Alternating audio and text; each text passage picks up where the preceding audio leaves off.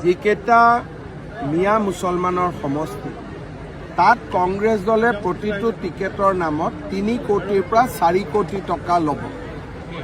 যোৱাবাৰো লৈছিলে আৰু প্ৰাৰ্থীবিলাকৰ পৰা 50,000 টকাকৈ লৈছে।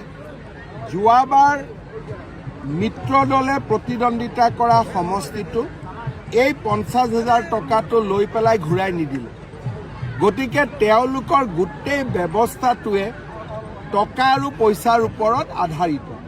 বিজেপি দলত আবেদনৰ বাবে এটকাও দিব নালাগে, মাচুলবিহীন। কংগ্ৰেছ দলত দৰদাৰ আৰম্ভ হৈছে, কিছুমানে এডভান্সো পে' কৰিছে অলৰেডি। 26টা সমষ্টি লুৰিণজ্যোতি গগৈ আৰু অখিল গগৈ মাজত ভগাই দিব। তেওঁলোক কিছু অসন্তুষ্ট হৈছে। 100টাত কংগ্ৰেছে খেলিব। চব লুৰিণজ্যোতি গগৈ আৰু অখিল গগৈয়ে যদি সঁচাকৈ 26টাও পায়, সেইটো এটা ডাঙৰে কথা, কাৰণ তেওঁলোকৰতো কোনো সংগঠন নাই। 2-3টা পোৱাৰ কাৰণে তেওঁলোকৰ মানুহ আছে। যদি 26টা তেওঁলোকে পায়, আকৌ 26টা বিচাৰোঁতেই কষ্ট হ'ব।